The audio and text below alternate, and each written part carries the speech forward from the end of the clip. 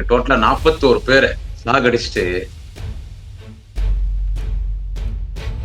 அந்த பொம்பளை பொறுக்கி அந்த எச்ச பொறுக்கி புறம்போக்கனாயி அந்த நடிகர் விஜய தூக்கி உள்ள போட்டிருக்கும். 41 பேர் கொலை பண்ண கொலைகாரன் அவன் மேல கை வச்சு பாருங்க, உங்களுக்கு தைரியம் தான் கேட்டான்.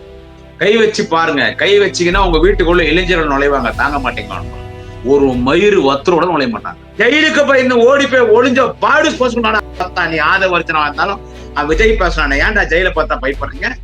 எடப்பாடி பழனிசாமியே என் தலைவர் தளபதியுடைய கால் தூசிக்கு சமம் இல்லைன்னா அப்புறம் யாரா விஜய்? ஒரு எச்ச பொறுக்கி குடிகார நாயி, பாடுஸ் பையனி, லக்காடி பையனி விஜய், நீ முதலமைச்சரை பத்தி பேசுற? என் குழந்தைய ஐசியூல சேர்த்துட்டு தான் நான் வந்துக்கிறேன், இந்த பொதுக்குழுக்கும் அந்த நிகழ்ச்சிக்கு நான் வந்துக்கிறேன். இந்த நாடு உருப்படுமா? அப்புறம் ஏன் இவனுக்கு எல்லாம் சாவ மாட்டானுங்க மிதிப்பட்டு? 2026 சுடுகாட்டுக்கு போறாடா நீ விஜய்.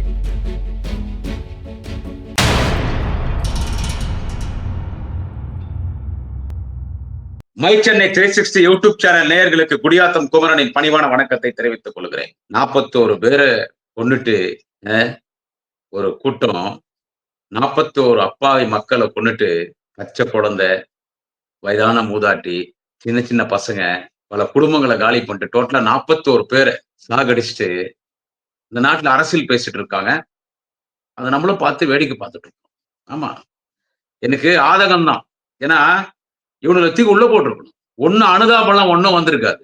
மக்கள் எல்லாமே எதிர்பார்த்தாங்க. அவன் அந்த ஜாடு மாடு பாடுகா லக்காடி பாடுஸ் லக்காடி பையன், அந்த குடிகார பையன், அந்த பொம்பளை பொறுக்கி அந்த எச்ச பொறுக்கி புறம்போக்கனாயி அந்த நடிகர் விஜய தூக்கி உள்ள போட்டிருக்கணும். அந்த திருட்டுல அடிச்சிக்கிறான் பாரு ஃப்ராடு பையன், அம்மால அவனை செருப்புல அடிப்பான். நேரா பார்த்தா அந்த வாதவர்ஜனா அவனை தூக்கி உள்ள போட்டுக்கணும். அந்த 85 பேசுறான் பாரு ஒருத்தன், 85 என்பது தலைவர்னு பேசுறான் பாரு, அந்த பரோட்டா கடை மாஸ்டர் ஒருத்தன், புஸ்ரீ ஆனந்தன், மயிர் ஆனந்தன், அவனை தூக்கி உள்ள போட்டு உள்ளத்தையும் உள்ள போட்டுக்கணும்.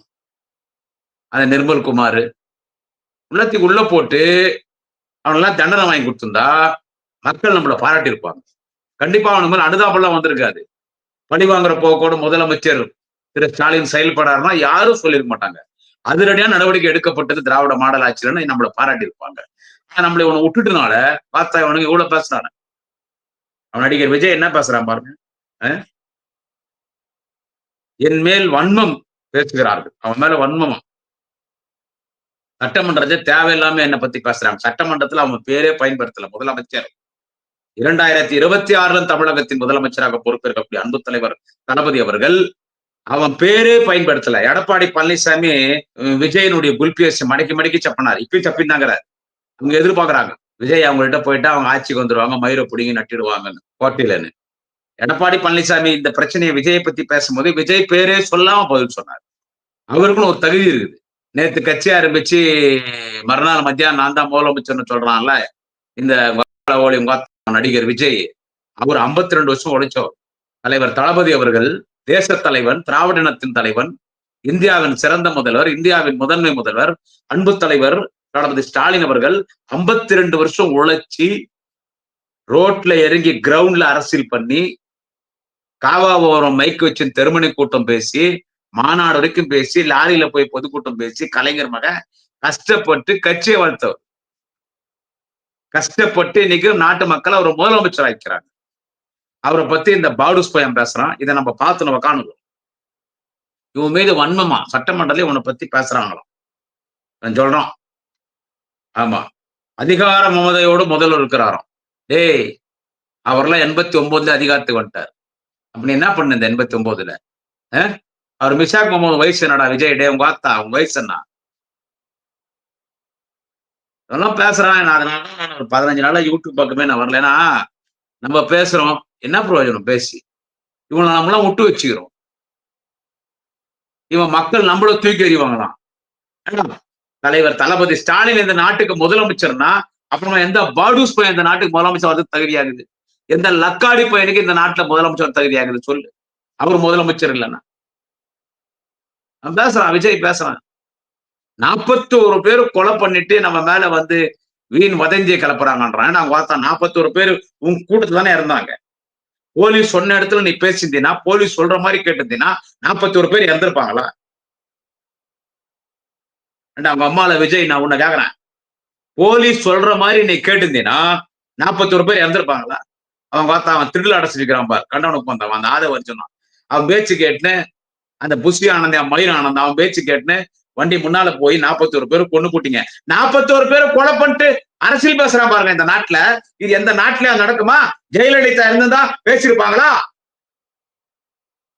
ஏண்டா இன்னைக்கு முதலமைச்சர் அவரோட துணிச்சலா பேசுறிய விஜய், இப்படி நின்னுடா போய் ஜெயலலிதா கிட்ட அந்த பொம்பளை போய் இப்படி நின்னு ரிவீட் அடிச்சுட்டு அந்த பொம்பளை அந்த மாதிரி உங்க ஆத்தா உன்னை ரிவீட் அடிச்சிருந்தா நீ பேசுவடா எங்க தலைவர் தளபதியை பத்தி, நீ பேசுவ.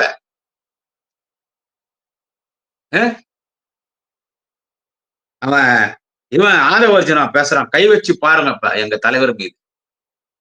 41 பேர் கொலை பண்ண கொலைகாரன் அவன் மேல கை வச்சு பாருங்க உங்களுக்கு தைரியம் தான் கேட்கறான்.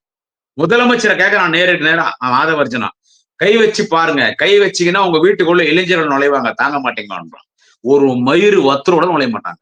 உங்க மேல கை வச்சிருந்தா எங்களை பாராட்டி இருப்பாங்க, வைக்காதனால எங்களை விமர்சனம் பண்றாங்க. இதை யாரும் பேச மாட்டாங்க, குடியாத்த கூறம் பேசுறேன். உங்க மேல கை வச்சிருந்தா நடிகர் விஜய் மேல கை வச்சு அவனை தூக்கி உள்ள போட்டிருந்தா, அவங்க அத்தா நீ ஆதவர்ஜுனா அவங்க அம்மால உன்ன தூக்கி உள்ள போட்டிருந்தா, அவன் புஷி ஆனந்த் அவனை தூக்கி உள்ள போட்டிருந்தா, அவன் எவனோ நிர்மல்குமார் அவனை தூக்கி உள்ள போட்டிருந்தா எங்களை பாராட்டி இருப்பாங்க. ஏன்டா இவ்வளவு பேசுறிய, கை வச்சு பாரு எங்க தலைவர் யாரு, மயிர் புடிங்க மன்னார் சாமி புடிங்க நட்டிடுவான் விஜய் உங்க வாத்தாவன், நாங்க யாரு, வீராதி வீர சூராதி சூர வீரபத்திர பையன்ற பொம்மாள். அப்புறமா ஏன்டா 16 நாள் ஓடி போய் ஒழிஞ்சிட்டீங்களா? எங்கடா போன நீ? யாரை வச்சு பார்த்தா எங்கடா போன? ஏன்டா போலீஸ் பார்த்தா பயப்படுற? அவன் எங்கடா அவன் புஷி ஆனந்த பார்த்தா அவன நிர்மல் குமார் ஆளில எங்கடா போனீங்க 16 நாள் போலீஸ் பயந்து ஓட்டிங்க? ஒரு அரசியல்வாதி நான் பெரிய மயிறு, அடுத்து நான் தான் ஆட்சிக்கு வருவேன், என்னை யாரும் ஒண்ணும் பண்ண முடியாது, கை வச்சு பாரு, என் வீட்டுக்குள்ள நுழைஞ்சு பாரு, தூந்து பாரு, எங்க இளைஞர் வருவாங்கன்னு பேசுறல, பார்த்தா இப்படி பேசுறவன் நீ. அவன் ஆதவர்ஜுனமா இருக்கட்டும், இருக்கட்டும், விஜயும் சேர்த்து சொல்றேன், ஜெயில என்ன பயப்படக்கூடாதா? டேய் திமுக சிறநெருப்பு போராட்டம் அறிவிப்பாங்க. சிறநெருப்பு போராட்டம் இல்ல, ஒரு மறியல் ஆர்ப்பாட்டம் அறிவிப்பாங்க. என் குடியாத்திலே திமுக காரன் ஆர்ப்பாட்டத்துக்கு வரும்போது கையில சூட்கேஸோட வருவான். என்ன தெரியுமா சூட்கேஸோட வரான்? டூர் போறதுக்குள்ள நம்மள தூக்கி ஜெயில போட்டுருவாங்க.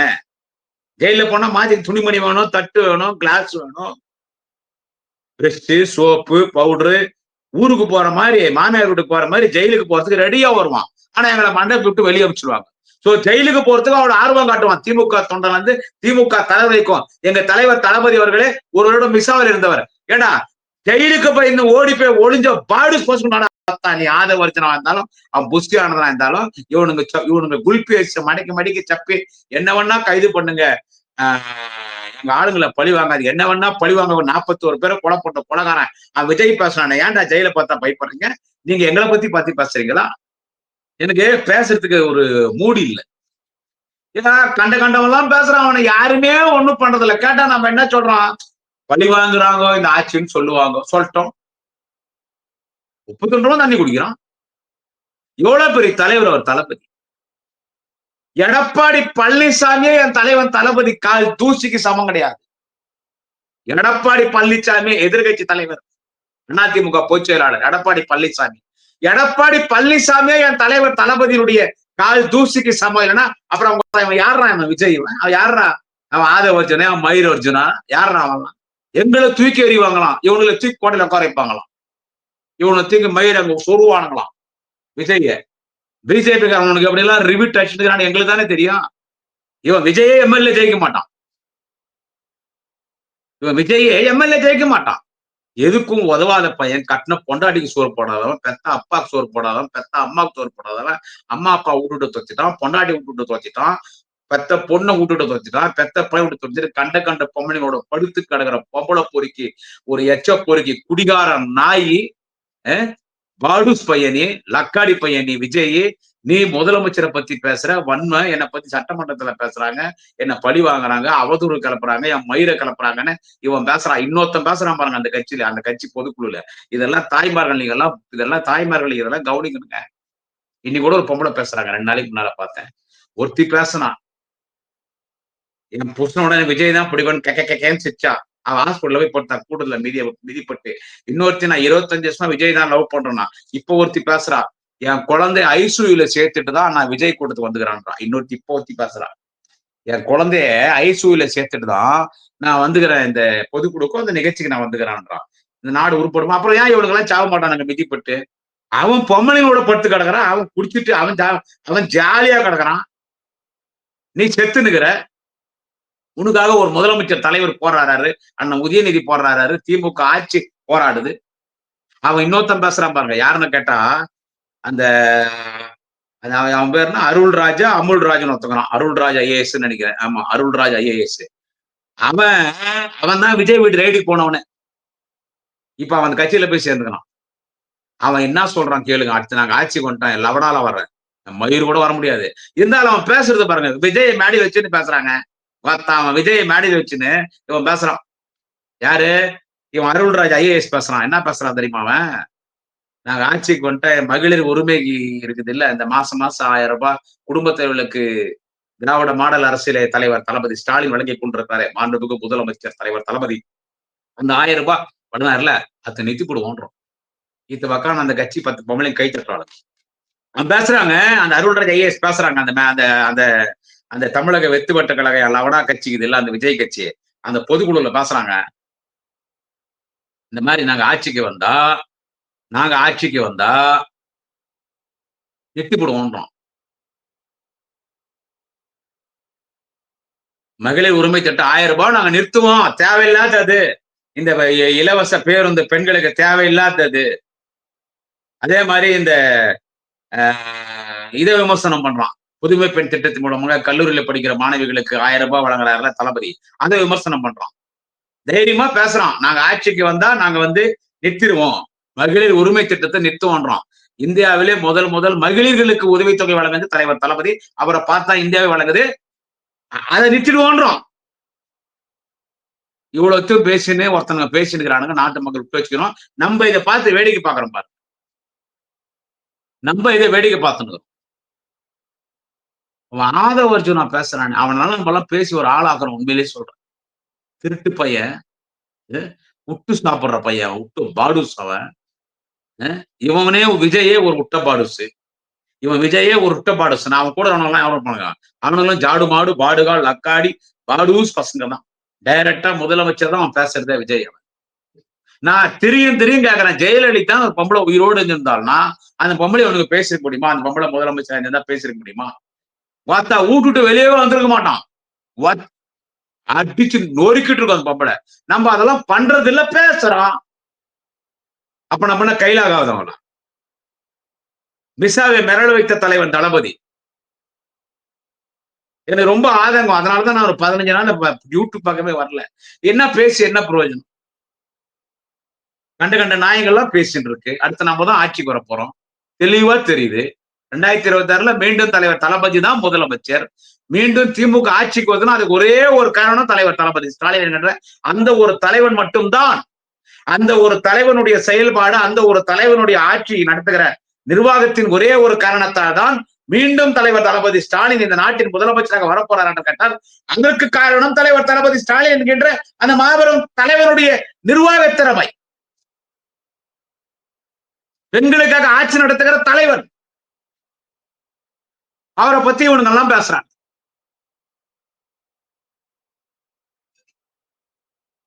எப்பயோ ஒரு முறை வரான் பொந்துல இருந்து வெளியே விஜய். அதனால விஜய்க்கு சொல்றேன், டே நீ என்னன்னா பேசுறா. இதுல என்ன பத்தி வர வீடியோ போடுறானுங்க அவனுக்கு கட்சிக்காரனுங்க.